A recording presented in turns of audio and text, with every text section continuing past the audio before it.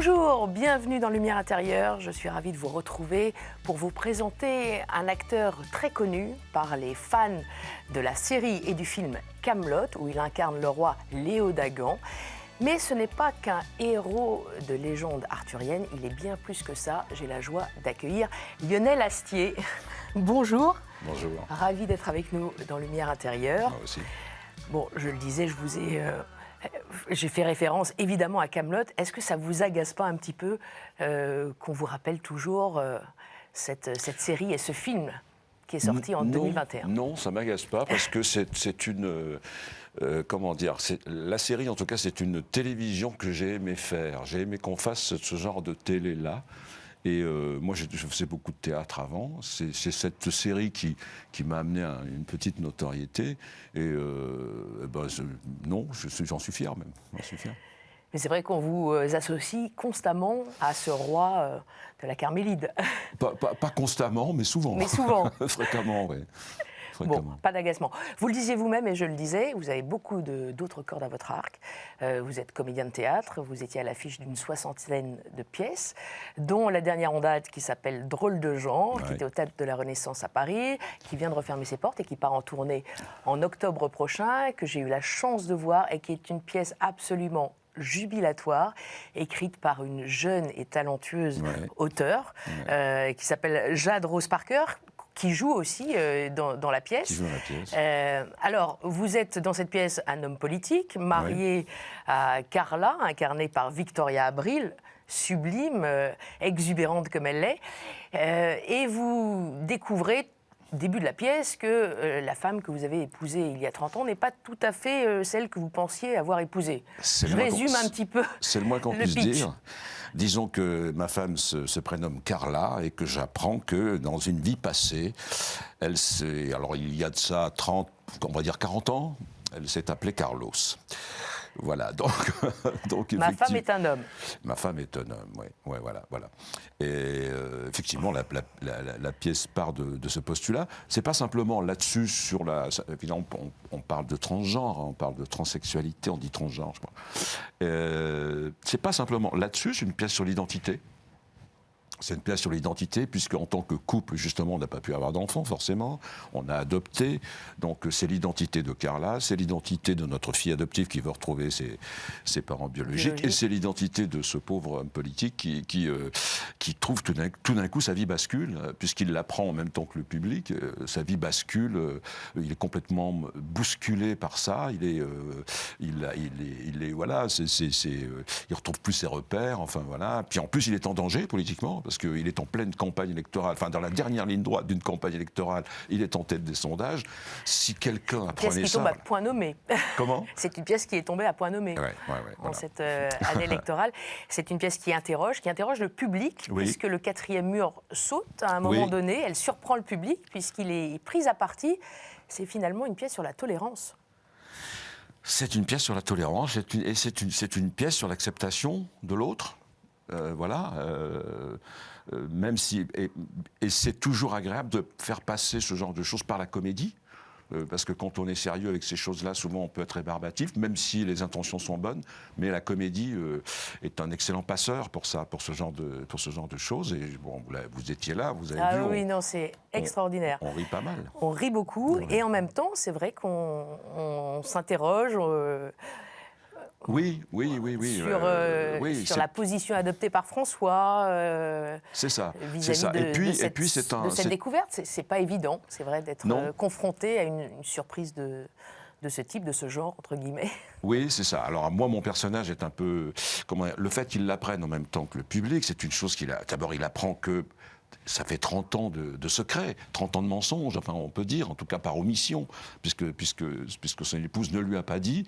Il ne comprend pas ça, mais effectivement, alors il est un peu parfois, il rentre dans la marge, enfin il déborde un peu parce que les mots dépassent sa pensée, il a du mal à l'encaisser, quoi, peut-être qu'une semaine plus tard, il aurait mis les... Mais là, oui, il est un peu exubérant, ouais.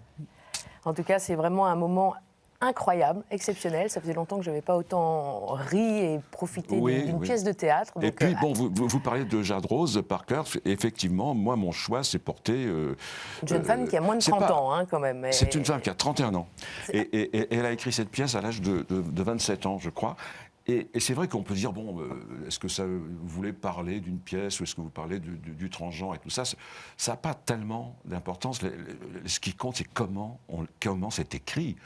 Montrez-moi comment c'est écrit. Et là, cette jeune femme a une maturité d'écriture, je trouve. Enfin, c'est à l'air inné chez elle. Je pense qu'un petit peu surdoué pour moi, mais il y a une maturité d'écriture qui fait que lorsque j'ai lu, quand on m'a présenté cette pièce, souvent on fait ça, je lis 2 pages et je dis non, j'ai lu 2 pages et j'ai tout lu d'un coup, et cette écriture, elle est théâtrale, elle est éminemment théâtrale, voilà.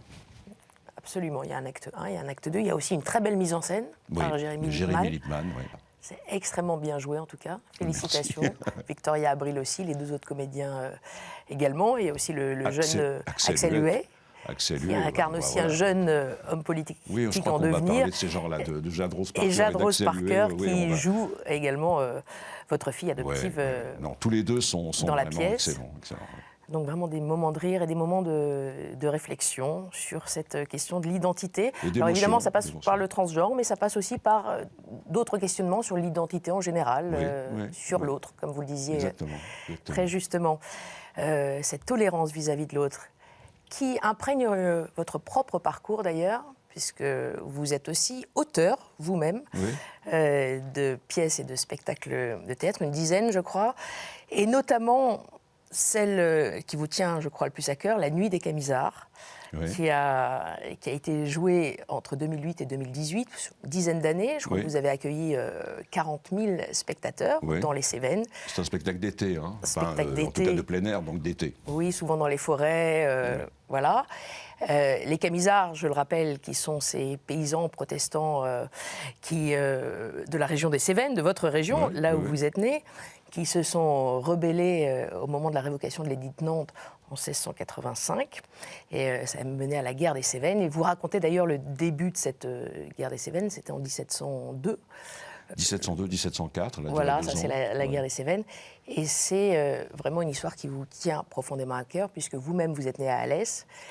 Et vous avez une histoire personnelle avec le protestantisme. Racontez-nous cette Nuit des Camisards un petit peu. La Nuit des Camisards, en fait, j'ai été élevé avec ça.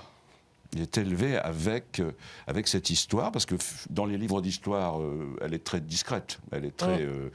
ça tient 2 lignes souvent. Oui. Hein. Mais bon, chez moi, effectivement, on en parlait. D'abord, elle me concernait parce qu'elle concernait des jeunes gens. C'est-à-dire tous ces gens qui sont partis, qui ont décidé de se révolter, avaient souvent une vingtaine d'années.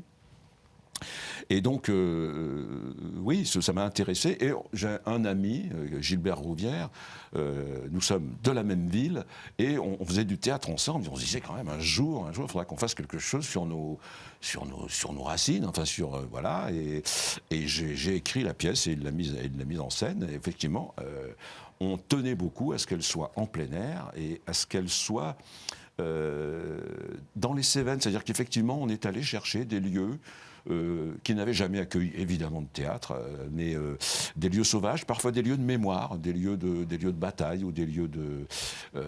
et on a fait le pari de convoquer des gens dans des endroits où avant eux il y avait que des corbeaux. Et ils sont venus, et c'était très émouvant en tout cas. Est-ce que vous allez la reprendre cette pièce ? Je pense, oui, je pense.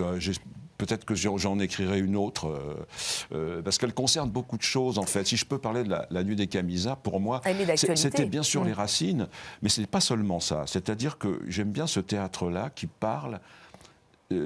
pour moi, c'est notre actualité. Ça parle de la violence religieuse, de la violence d'État, ça parle de la liberté de penser, de la liberté de conscience, évidemment, de la liberté de culte. Il manquait une chose, peut-être, dans la pièce, mais après, je ne pouvais pas aller plus loin, ça aurait fait une pièce trop grande, trop longue, et c'est quand même assez inconfortable d'assister à une pièce dans la forêt comme ça.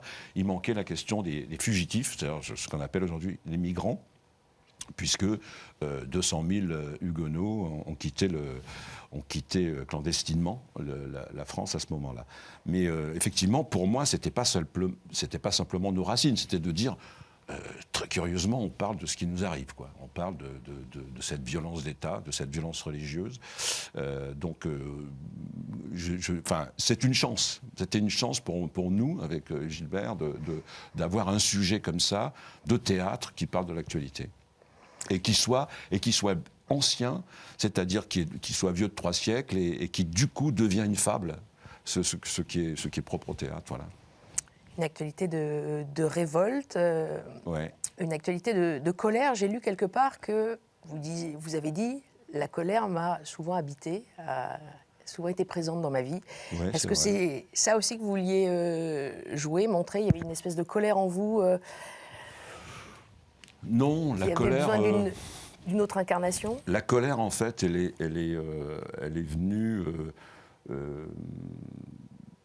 je pense qu'elle est venue, elle s'est inscrite dans mes jeunes années, enfin en tout cas au début de mon adolescence, effectivement par la perte de gens importants dans ma vie. J'ai perdu mon père, j'ai perdu mes 2 grands-pères en l'espace de 3 ans et demi. Et la vie n'a pas été facile après, ni pour ma mère, ni pour moi. Et il y avait, oui, une sorte de colère, une sorte de rage, un peu, même par rapport à mes camarades, enfin, qui quand j'allais à l'école, où je me trouvais, je trouvais ça injuste, cette position. Mais qu'est-ce que je pourrais dire aujourd'hui? Peut-être que cette colère a été un carburant, un moteur, je sais pas, en tout cas. Mais c'est vrai que j'étais quelqu'un de... Oui, j'étais quelqu'un en colère, puis c'est passé quand même. C'est passé. C'est passé, oui. La colère s'est apaisée. Oui, bien sûr, bien sûr. C'est important qu'elle passe. C'est important, oui. Sinon, oui, on ne peut pas rester en colère toute sa vie, non. Toujours dans la même interview que j'ai lue à votre sujet, vous parlez de Freud qui a analysé la colère de Moïse. Oui. Moïse, dont vous avez une reproduction. C'est pas une reproduction. Ah non, pardon. C'est pas une reproduction, c'est que j'ai fait les Beaux-Arts.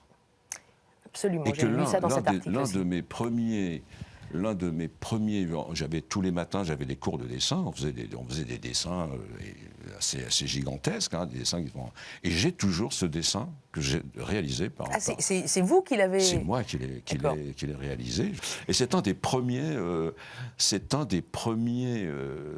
grands dessins que j'ai réalisés. J'avais eu beaucoup de compliments pour ce dessin-là. Et c'est vrai que ça exprime la colère. Enfin, il y a bien sûr Freud qui en parle, mais dans le dessin, l'indication que me donnait mon prof de dessin, il me dit, quand tu dessines Moïse est assis comme ça, avec les tables de la Loire dans une main. Il a une main dans sa barbe, et il dit, pense qu'il va se lever. Pense que tous ses muscles sont bandés comme ça. Il va se lever et il va les briser. Pense qu'à ça quand tu le dessines. Ne le fais pas. Il est assis, bien sûr, il est dans cette position-là, mais il est en colère. Il est en colère et il va briser les tables de la loi. Et il avait, c'est très curieux, parce que c'est presque de la mise en scène que faisait mon prof de dessin en disant, pense à ça, pense qu'il va faire ça. C'est pas un bloc de marbre assis tranquille, non, c'est un personnage qui est en colère, qui est juste une seconde avant de se lever, de se mettre debout. Il est immense en plus, le Moïse de Michel-Ange. Et il va briser les tables de la loi. Et ce personnage m'a tellement impressionné, je suis allé le voir en vrai. Je suis allé à Rome. Je suis allé le voir dans une petite église. Je l'ai vu la première fois. Michel-Ange. Le Moïse. Le Moïse de Michel-Ange, oui, c'est ça. J'ai eu besoin de le voir. J'ai eu besoin de le voir. Et cette figure-là, biblique, que vous aviez envie de dessiner? C'était d'abord c'était tellement puissant. Il est tellement puissant, ce personnage en marbre. Et de penser. Moi, je suis toujours fasciné. J'ai fait les Beaux-Arts, mais j'ai fait un petit peu de sculpture. Je suis toujours fasciné que quand je pense à Michel-Ange, que je pense qu'il va à la carrière de Carrare. Et il va dire, je vais prendre ce bloc-là, et dans ce bloc-là, il y a Moïse. Ou dans ce bloc-là, il y a Marie et la descente de croix ou la Pietà. Ça me fascine, ça m'impressionne énormément, ce regard-là, cette intuition-là. C'est l'aspect esthétique qui vous a plus séduit peut-être que le personnage, ce qu'il incarne, Moïse. Oui, ouais. Non, mais ce Aussi. personnage, oui, effectivement, il est... de toute façon, il est énorme, quoi, même dans ce qu'il est, quand il, dans son histoire, dans sa propre histoire, bien sûr, que de guide, on le retrouve partout, et effectivement dans les exodes, et dans ce guide, c'est un guide, voilà, c'est un guide. Et moi, j'avais besoin d'un guide quand j'étais jeune. J'avais besoin, pour me sortir de ce marasme, de ce début de vie qui était un peu sombre, un peu chaotique. Oui, tous ces personnages-là étaient pour moi lumineux, on peut dire.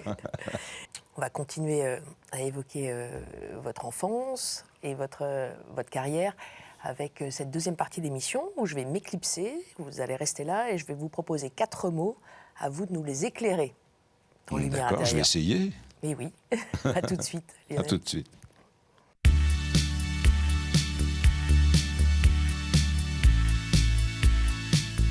Lionel Astier, est-ce que vous êtes bien? Oui, je suis bien. Les pieds croisés. Les pieds croisés, oui. Allez, on démarre. Et voici le premier mot que je vous propose, c'est le mot père. Alors je dois dire ce que je pense. Oui, ce que ce mot vous évoque. Votre père, par exemple. Ben déjà, je suis père, moi-même. Et effectivement, ça me fait penser bien sûr au mien que j'ai très très peu connu, qui m'a manqué, qui me manque encore parfois. Et c'est vrai que ça m'a fait poser des questions sur la manière dont je pouvais l'être moi-même père. C'est-à-dire, je pense que père, c'est un rôle. Je ne dis pas ça parce que je suis acteur, mais je pense que c'est un rôle. C'est-à-dire qu'en dehors de l'amour, bien sûr, en dehors du cœur et de l'ouverture du cœur que ça implique, il y a aussi un rôle à jouer. On parlait de guide tout à l'heure. Il y a ça dans le père.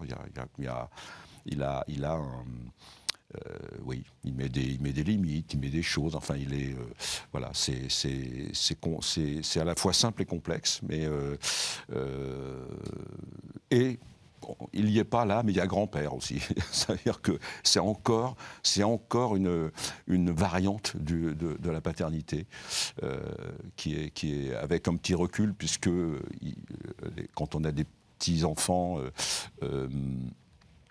Il y a déjà un père, mais quand même, il y a encore cette poursuite de la paternité avec une expérience et avec un filtre, je dirais, voilà. Vous l'avez un peu évoqué au début de façon très pudique. Vous avez été traumatisé manifestement puisque vous avez perdu votre père à l'âge d'une dizaine d'années, je crois. Ouais. Et puis ensuite, vos 2 grands-pères très vite après cela, dont le père de votre père, qui est mort 1 an après de chagrin. Oui. Ce sont des figures paternelles, effectivement, qui ont vite disparu. C'est extra. Oui, mon grand-père paternel est mort. En fait, à l'époque, il y avait, on va dire, je ne sais pas comment on dit ça, mais enfin, il y avait 1 an après la mort de mon père, il y avait une messe d'anniversaire de cette mort. Et c'est en se rendant à l'église que son père, mon grand-père, a eu un malaise. Et il est mort dans les jours qui a suivi. Et pour l'enfant que j'étais, j'avais donc 11 ans, j'avais 1 an de plus, pour l'enfant que j'étais, de perdre son père, ses grands-pères, c'est-à-dire de devenir, moi je m'appelais le dernier des Mohicans pour moi, c'est-à-dire j'étais le dernier homme de la famille à 13 ans et demi. Et j'étais terrorisé. C'est-à-dire, j'étais terrorisé parce que je me disais, c'est mon tour. C'est mon tour. À quand mon tour? Voilà. Donc, oui, en tout cas, ça a inscrit quelque chose qui, je pense, dans ces années-là, est resté toute ma vie, c'est encore présent. D'abord, une peur. J'ai eu peur longtemps. Je sais que c'est très fréquent. On dit, mon père devait avoir 33 ou 34 ans quand il est mort. Et je me suis dit, quand je suis arrivé à 33 ans, je me dis, ça y est, c'est mon tour. Je sais que bon, c'est fréquent pour les gens qui ont perdu leur... À 33 ans, Ouais. Oui, 33 ans. l'âge du Christ, comme on dit. Ben oui, voilà. Donc, une perte qui vous a inscrit, façonné, et que vous avez transmise quelque part à vos deux fils aussi, Alexandre et Simon. Donc, Alexandre qui est aussi l'auteur, évidemment, de Kaamelott, et qui joue dedans le roi Arthur, et Simon, qui est votre autre fils, qui joue votre fils Yvain dans Kaamelott. Et Ouais. entre parenthèses, une histoire de famille. Donc, vous êtes très proche de ses fils, et quid de la transmission? Bien sûr que je suis proche de mes fils. Après, la transmission, c'est toujours, je me dis toujours que pour les enfants, on veut leur transmettre des choses et c'est pas forcément ce qu'on veut leur transmettre qu'ils reçoivent. C'est-à-dire, je pense que les enfants, et ça a été vrai pour moi quand j'étais enfant, les enfants prennent ce qu'ils veulent. Ils prennent ce qu'ils entendent. C'est pas forcément, ils sont pas forcément marqués par ce qu'on veut leur inculquer, ils sont marqués par ce à quoi ils assistent, ce qu'ils entendent, ce qu'ils voient. Donc je pense que, oui, il y a peut-être une part de ce qu'on avait prévu de leur donner, mais ils font leur choix, je pense. Et cette peur dont vous parliez, est-ce qu'elle a été transmise aussi? Ou Non. au contraire, voilà. Non, j'ai eu, je ne sais pas si c'est, en tout cas, non, il n'y a pas eu, ça sera un mauvais héritage, ça sera un héritage terrible de transmettre ça. Et je pense aussi que quand il y a eu un drame, comme tous les gens qui ont vécu des drames, il ne faut pas les transmettre aux enfants. C'est-à-dire, il faut attendre que les enfants s'interrogent, enfin, soient assez grands pour s'interroger. Je ne donne aucune leçon à personne, bien sûr, mais je conseille, on va dire, de laisser les enfants grandir et qu'ils soient en âge de s'interroger sur le malheur en question. Ça peut être ça ou un autre malheur, bien sûr, hein, mais de ne pas les rendre héritiers de ça, parce que c'est un peu leur gâcher la vie, ou en tout cas, c'est leur mettre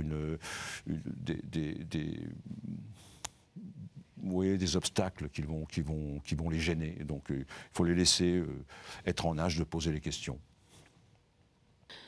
Vous le disiez tout à l'heure, ces deuils, cette révolte ont été finalement un moteur pour vous. Vous ont amené aussi sur le chemin de l'écriture, de l'art. Oui, sur l'écriture, je pense que sur l'écriture, j'avais dit à ma mère, je crois que je devais avoir 12 ans, quand j'ai dit ça à ma mère, je dis je vais être scénariste. Je vais être scénariste ou 13 ans, enfin bref, c'est pas très important, mais je crois que c'était après la mort en tout cas au moins de mon père et de mon grand-père paternel, et je pense que j'ai une amie j'avais une amie qui était psychologue et qui me disait, mais qui m'avait donné une explication je ne sais pas si c'est vrai, mais elle m'avait convenu, elle m'avait dit, mais tu avais envie d'écrire, c'était normal, c'était presque une réaction de survie, parce que le scénario de la vie, le vrai scénario de ta vraie vie, te faisait extrêmement peur, comme je l'ai dit, et t'effrayait, puisque les hommes disparaissaient, c'était une hécatombe, et qu'en devenant auteur, en devenant scénariste, tu maîtrisais les histoires. Tu maîtrisais le début, le milieu et la fin. Et les histoires se terminaient comme tu voulais, et non pas comme tu les subissais, parce que, effectivement, c'était une manière de vouloir cesser de subir. Voilà. Et de réécrire un peu sa vie. Et de réécrire, oui, sa vie ou la vie des autres, mais en tout cas, d'en être le décideur, d'en être voilà, de ne pas. C'est surtout une histoire de ne plus subir, de devenir celui qui décide. Voilà. Ça tombe bien, puisque ça nous conduit petit à petit vers le deuxième mot, qui est le mot transformation.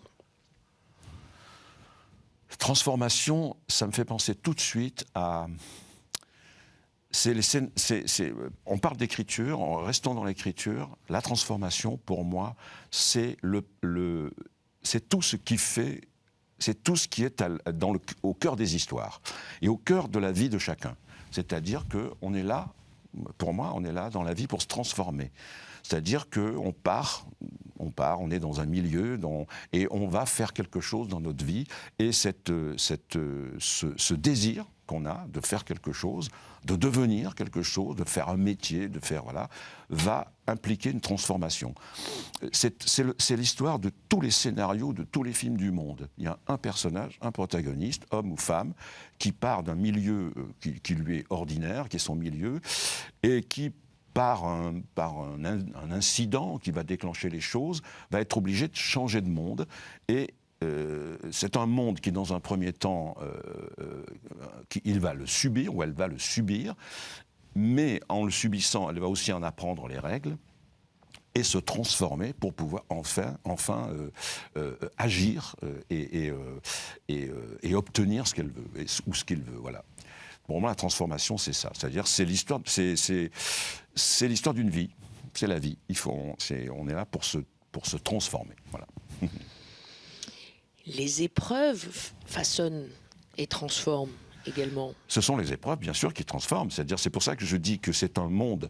Chaque fois qu'on accède à un monde nouveau, on le subit. C'est-à-dire qu'il y a des obstacles qu'on est obligé qu'on doit surmonter, Et c'est la manière de passer ces obstacles qui constitue la transformation. C'est mon avis, en tout cas. En parlant de transformation et aussi de transmission, vous êtes parrain de l'école de la deuxième chance d'Alès. Oui.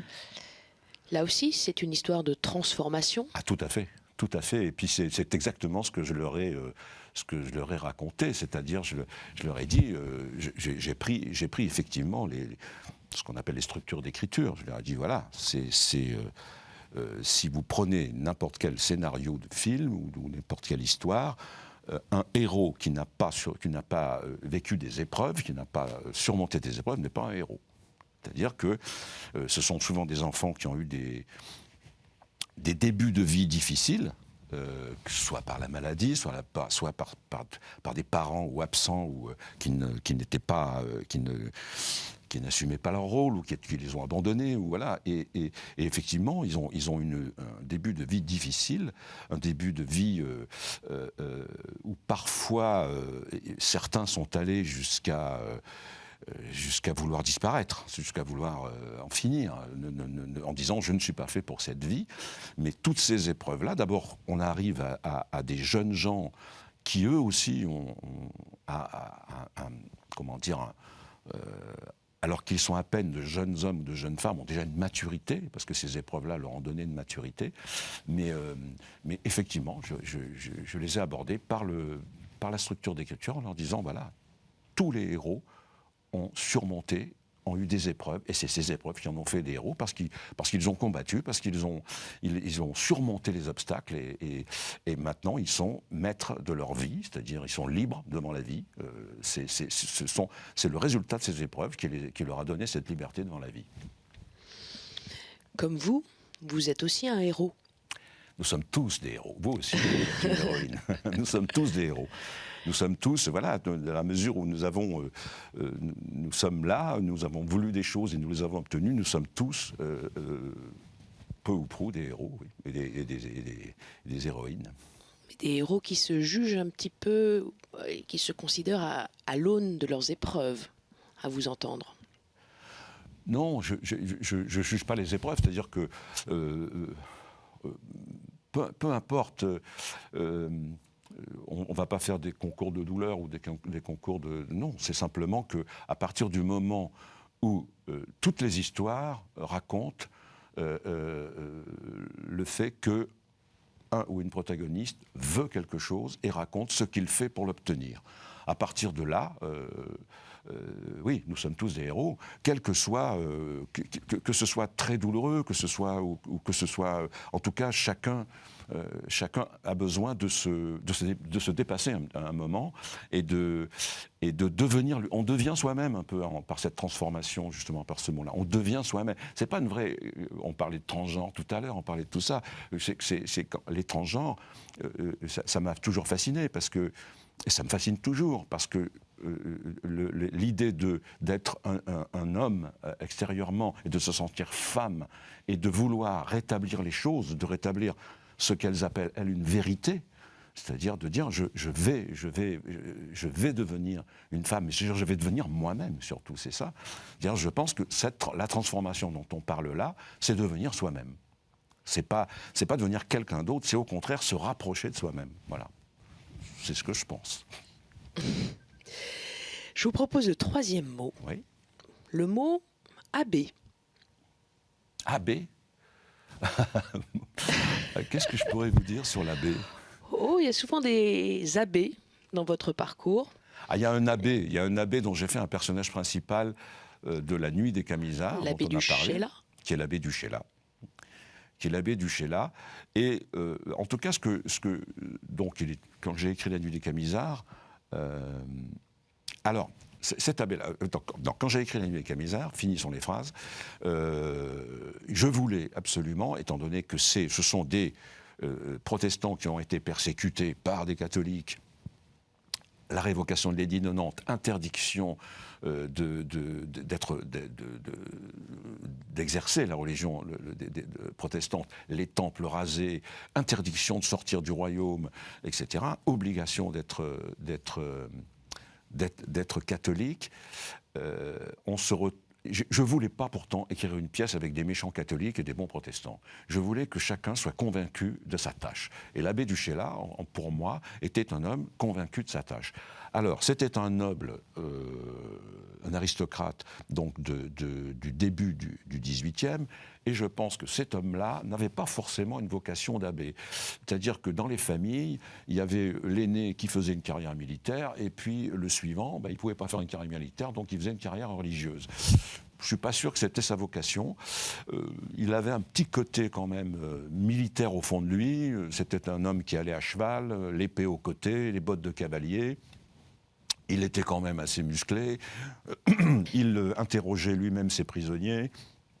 Il n'hésitait pas à les torturer un peu. Alors, ces prisonniers en question, qui étaient justement des protestants. Qui étaient justement des protestants. Mais il avait fait les missions au Siam, c'est-à-dire la Thaïlande actuelle, et il avait été lui-même torturé, même laissé pour mort.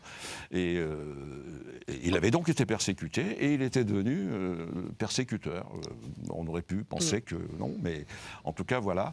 Et c'est un personnage, pour moi, extraordinaire, l'abbé du Chéla, parce que c'est un personnage shakespearien. Et en fait, il a fait l'erreur de penser que la persécution pouvait être une solution pour éteindre une révolte. Et en fait, moi je crois, je lui fais dire dans la pièce, j'ai soufflé sur le feu, en pensant l'éteindre, mais je l'ai attisé, et j'ai pas soufflé assez fort, et la persécution, la leçon, je dirais, de son action, en tout cas à l'époque, est que la persécution ne calme jamais les choses, elle amène, pour moi, automatiquement, presque logiquement, à la révolte. Et de fait, l'assassinat de l'abbé du Chéla a marqué le début de la guerre des Cévennes, en 1702. Oui, et c'était un abbé pas forcément très gentil, entre guillemets. Un abbé pas très gentil non plus, entre guillemets. Ce ne sont pas des mots très bien choisis, mais c'est cet abbé, ce curé, qui n'avait pas voulu ou pu célébrer le mariage de vos parents. Oui. C'est une autre histoire, un autre abbé, un autre curé, catholique. Oui. Ah ben celui-là, je ne l'ai pas connu. Et oui, non, c'est vrai, voilà,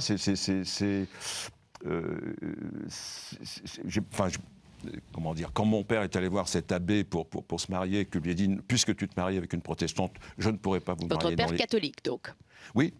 Donc mon père catholique, puisque tu te maries avec une protestante, je ne pourrai pas te marier dans l'église, je vous marierai un petit peu à côté dans la sacristie, plus discrètement, et puis il faudrait que ta femme vienne à la messe. C'était l'histoire des Huguenots. Ils avaient la messe obligatoire, à tel point que certains Huguenots disaient à la messe on y va plus que les catholiques finalement, parce que pour nous on peut pas y déroger. Effectivement, oui, c'est le deuxième abbé, mais celui-là je l'ai pas connu. Qui n'a pas été très ouvert, quoi. C'est le moins qu'on puisse dire. Donc c'est pour ça que vous êtes devenu protestant. C'est pour ça que j'ai été baptisé protestant. Par un pasteur. Par un pasteur, oui. J'étais baptisé protestant. Et vous vous sentez plus protestant que catholique? Disons que comme j'étais élevé plus par le côté maternel, qui était protestant, je serais, oui, je me suis aperçu en écrivant La Nuit des Camisards, j'ai une culture protestante, oui. Mais il me semble que je pense que c'est elle qui a pris le pas, oui, sur moi, oui.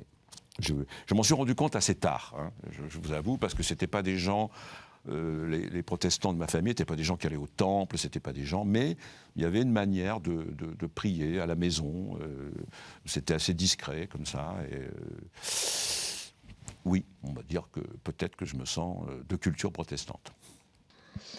De culture protestante. On entend aussi parfois des valeurs de rigueur, de droiture chez les protestants. Ou est-ce que ce sont des préjugés? Je ne sais pas. Alors, je ne sais pas. C'est-à-dire que les deux figures importantes de ma vie, en tout cas chez les protestants, ce sont ma mère, Simone, et ma grand-mère, Élise. D'ailleurs, dans La Nuit des Camisards, à part l'abbé, il y a un autre personnage qui est d'égale importance, qui est Élise Bonal, qui est le nom, le prénom et le nom de jeune fille de ma grand-mère. Je lui ai donné ce nom-là. Moi, je sais que ces deux femmes-là m'ont appris, on parlait de tolérance tout à l'heure, elles m'ont inculqué la tolérance et l'acceptation de l'autre. Ça, c'était très clair chez les deux. C'est-à-dire qu'on ne jugeait pas les gens, l'a priori était toujours positif. Quand on rencontrait quelqu'un, c'était toujours les bras ouverts. Après, si jamais la personne qui était en face n'était pas... voilà, on lui faisait crédit, en tout cas. On faisait crédit aux gens, on les acceptait. Après, on pouvait se retirer un peu si c'était pas bien ou si on jugeait que la personne n'était pas complètement fréquentable. Allez, un dernier abbé que je vous cite, avant de refermer ce chapitre, l'abbé Pierre. C'est vrai.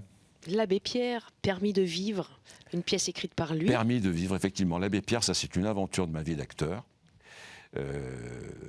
On m'a proposé un jour, on m'a fait cette proposition qui m'avait étonné, et l'abbé Pierre, alors je ne sais plus tout à fait en quelle année c'était, mais en tout cas... 1988. Ah ben voilà, vous le savez. Un an avant, hiver 54. L'abbé Pierre avait jugé qu'il n'était plus assez en forme pour faire des meetings, des rencontres, des discours, ce qui était complètement faux, parce que moi, il avait une vigueur incroyable, mais il avait décidé de confier son discours au théâtre. Et il avait écrit des pièces, dont Permis de vivre, qui raconte l'hiver 54 dans le terrain vague, ce que raconte le film plus tard avec Lambert Wilson, c'était à l'époque. Et je me suis dit, bon, pourquoi j'irais faire ce spectacle? Et puis je me suis dit, c'est quand même un personnage, j'ai envie de le connaître, j'avais envie de le connaître, je me disais, mais et j'ai bien fait, je crois, j'ai bien fait. Ça m'a permis de le côtoyer, et il avait, par exemple, je n'oublierai jamais qu'avant le spectacle, il prenait la parole. Des fois, quand il était là, il n'était pas tout le temps là, mais quand il était là, il montait sur scène, il prenait la parole en disant... Je vais parler 2-3 minutes, hein, je vais présenter le spectacle et tout ça. Et il commençait comme ça, comme il avait l'habitude de commencer, les yeux fermés, on entendait à peine ce qu'il disait comme ça. Il avait l'air très très âgé quand il parlait comme ça. Et puis petit à petit, sa voix se chauffait comme ça, commençait à ouvrir les yeux. Et son discours prenait de la vigueur. Il ne parlait pas 2 minutes, il parlait 20, 25, 30 minutes. Et à la fin, on était bouleversés. C'est-à-dire qu'il y avait un discours. Et à la fin, au début, il avait 120 ans quand il commençait le discours. À la fin, il en avait 14. Hein. Et j'oublierai jamais ces discours. C'était des discours que tout le monde... Enfin, je veux dire, c'était pas des discours à teneur religieuse forcément, c'était des discours surtout humains. C'était tellement humain, c'était tellement... il donnait tellement envie de vivre, envie de faire des choses, que voilà, ça j'oublierai jamais. J'oublierai jamais. Cet abbé-là, effectivement, ça fait 3 abbés, Voilà, encore une histoire de transformation d'ailleurs. Oui. celle Ah que oui. vous venez de nous narrer. Allez, je vous propose... Il était libre. Si je peux rajouter de ça, c'était que c'était un homme libre.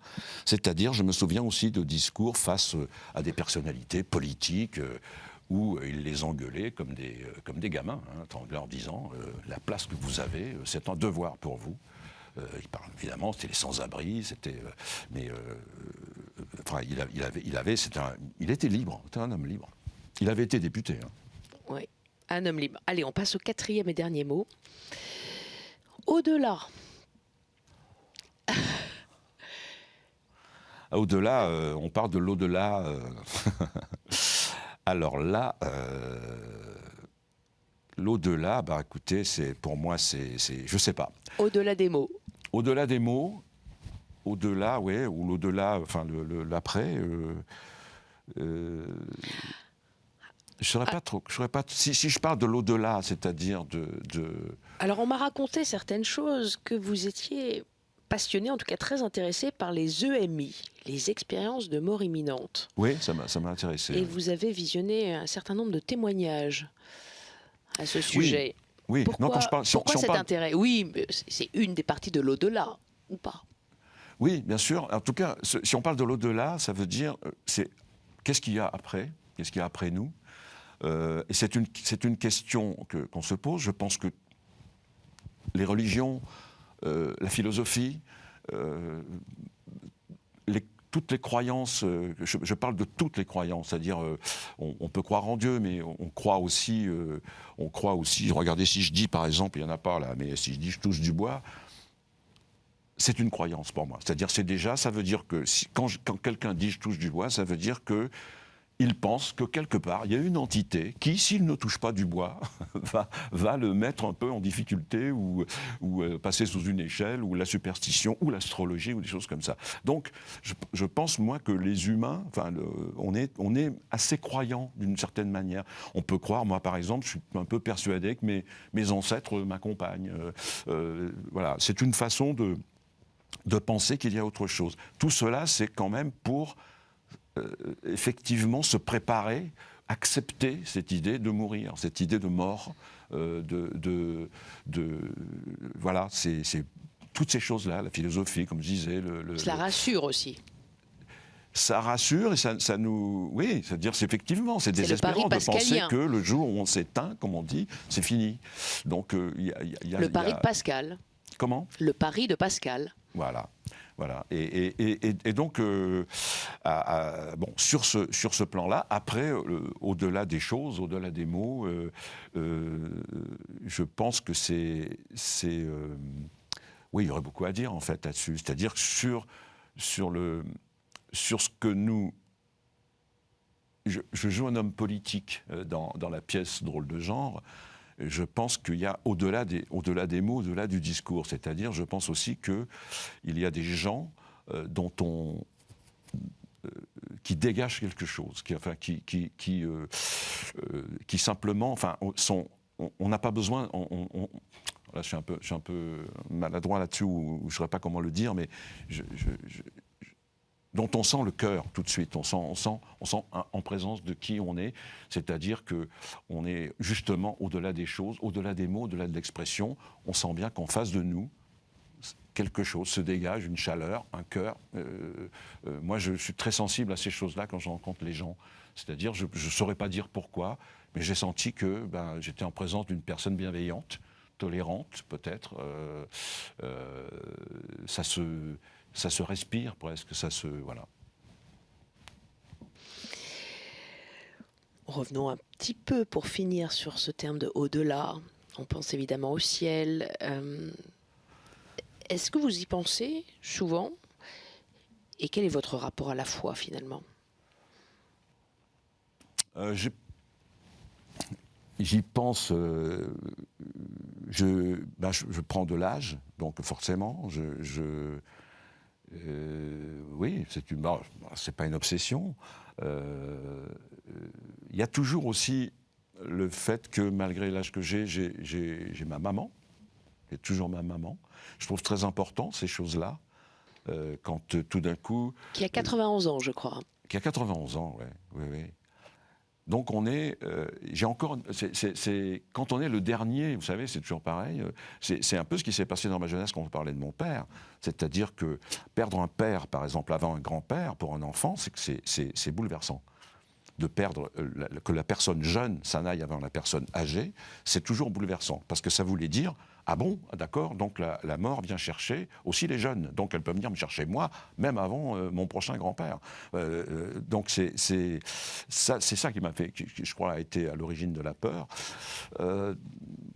Donc non, enfin j'y pense pas trop. Je pense qu'il faut... Et qu'est-ce que ça impliquerait si j'y pensais? Qu'est-ce que ça changerait? Est-ce que vous priez? Non, je prie pas. Non, je prie pas, mais j'aime bien me recueillir. C'est-à-dire, j'aime bien aller dans des endroits. Ça peut être parfois une église, ça peut être un temple, ça peut être un endroit. J'aime bien aller dans des endroits où on se recueille. Je ne prie pas, mais je profite du silence, je profite d'une atmosphère de recueillement. Il y en a qui appelleront ça de la méditation, il y en a qui appelleront ça de la prière ou tout ça. Ouais, parfois je peux rester une heure comme ça. Donc, si je marche dans Paris, je peux rentrer dans une église ou mettre dans un coin et profiter de cette ambiance qui est quand même exceptionnelle. De toute façon, elle est surtout au cœur d'une cité comme Paris. Tout d'un coup, on est dans un calme, dans un recueillement. Mais non, je prie pas. Non. Pas de pratique particulière. Vos deux fils ont-ils été baptisés? Oui. Protestants? Oui, ils ont été baptisés. Protestants, comme vous? Non. Catholiques? Alors non, attendez. Alexandre, l'aîné, comme sa famille maternelle était italienne et espagnole, a été baptisé catholique. Et Simon, qui n'avait pas été baptisé à sa naissance, en tout cas après sa naissance, arrivé à l'âge de 12-13 ans, a voulu se faire baptiser protestant. Et c'était parce qu'il était très lié à ma grand-mère maternelle, Élise, et lui, en tout cas, a dit « J'aimerais garder un lien avec elle et j'aimerais... Voilà. J'aimerais que ce soit celui-là. » Donc, il a été baptisé protestant à l'âge de 13 ans. Encore une belle histoire de transmission et de Ouais. partage. Ouais. Ça imprègne votre vie, protestant et catholique. Un fils catholique, un fils protestant, vous-même père catholique, mère protestante. Ça imprègne totalement votre vie. Ouais. Allez, je reviens auprès de vous pour la dernière partie. Merci beaucoup, Lionel. À tout de suite. À tout de suite.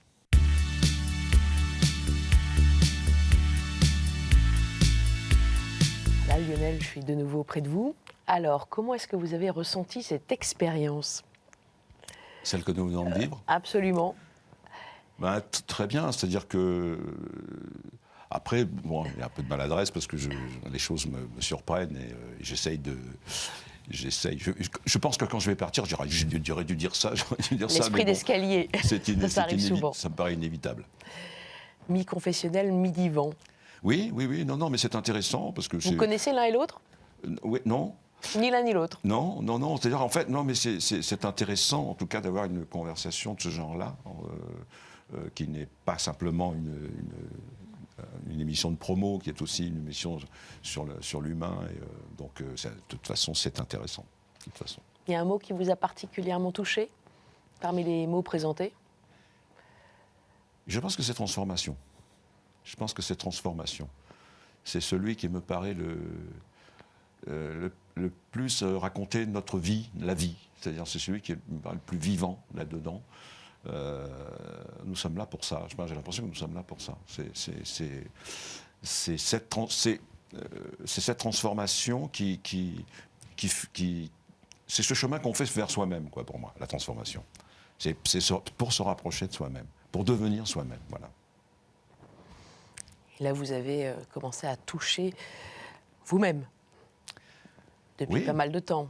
Oui. C'est vrai que vous parliez de au début de votre école aux Beaux-Arts. Là aussi, il y a cette idée de transformation, parce que d'abord les Beaux-Arts, et puis ensuite, finalement, acteur, écrivain, auteur. Oui, oui. Mais le métier d'acteur, je ne vais pas faire dans le mais j'allais dire, bon, c'est un peu pompeux ce que je vais dire, on va le mettre entre guillemets, c'est quand même une voie de connaissance. C'est-à-dire que pour être acteur et pour le devenir aussi, parce que c'est pas parce qu'on dit qu'on est acteur qu'on l'est, c'est-à-dire on le devient aussi, et pour surtout durer aussi dans ce métier, le métier exige qu'on se connaisse, qu'on fasse connaissance avec soi-même, parce qu'on est notre seul instrument, hein, comme les danseurs, ou comme voilà, on est notre instrument, et on a besoin, enfin, pour progresser, on a besoin de faire connaissance avec soi-même. Donc encore une fois, c'est ce que j'appelle, c'est une transformation, mais on a besoin. Pour moi, en fait, la transformation, je le répète, hein, je me répète beaucoup, mais c'est se rapprocher de soi, c'est-à-dire c'est devenir au plus près de soi, c'est-à-dire au plus près de. Les acteurs, en fait, on cherche. Qu'est-ce qu'on cherche sur scène ? Pour moi, par exemple, sur un plateau de théâtre, on cherche. C'est Michel Bouquet qui vient de disparaître là, qui disait ça. Il dit on cherche la liberté. Parce que la liberté, c'est quoi ? C'est être soi-même. C'est tout simplement pouvoir donner immédiatement des choses et avec le plus de sincérité possible. Oui, c'est cette liberté. Et étant acteur, il faut parfois s'éloigner de soi-même pour se retrouver encore mieux, finalement, peut-être. Peut-être, oui, peut-être. Je ne sais pas. Après, c'est chacun. En tout cas, vous êtes. Tous les parcours sont différents. Sont différents. Vous-même, en tant qu'homme politique, le rôle que vous incarnez dans Drôle de genre, vous seriez vu homme politique ? Non. Non, voilà. Donc c'est vraiment un rôle de composition, comme on dit. Oui, c'est un rôle de composition. En tout cas, on y croit, hein. On y croit sur scène. Oui, mais parce que c'est un. En plus, bon, c'est écrit comme ça. C'est écrit sur un rôle de. C'est un. En tout cas, Jadrose Parker met l'accent en disant que les hommes politiques mettent des discours au point. On parlait d'au-delà, au-delà des mots, justement. Mettre des discours au point qui ne sont pas forcément. Et de toute façon, dans une émission de télé ou sur un plateau de radio, on n'entendra jamais un homme ou une femme politique à qui on demande une question sur un sujet dire ah, mais je ne sais pas, je n'ai pas bossé le truc. Non, il y a une réponse. Ça n'en fait pas pour autant des spécialistes de la question. Donc ils mettent au point un discours, voilà, où les mots sont, c'est tout ce qu'on a, c'est des mots, quoi, c'est des promesses ou des mots, et puis après ces promesses sont plus ou moins tenues, voilà. Il faut séduire avec les mots, quoi. Ah, mais en tout cas, on est très séduit par cette pièce et j'ai essayé de vous amener vers ça pour reparler de cette pièce totalement jubilatoire, extraordinaire, que vous incarnez, Victoria Abril et vous-même, follement. On passe un moment extraordinaire pendant 2 heures, grâce aux mots, justement, de Jadrose Parker, formidable jeune auteur à suivre. Merci beaucoup, en tout cas, Lionel Astier. Merci à vous. Merci à vous derrière vos écrans. Vous pouvez retrouver cette émission, comme d'habitude, sur 4TOTV.com. Très bonne soirée.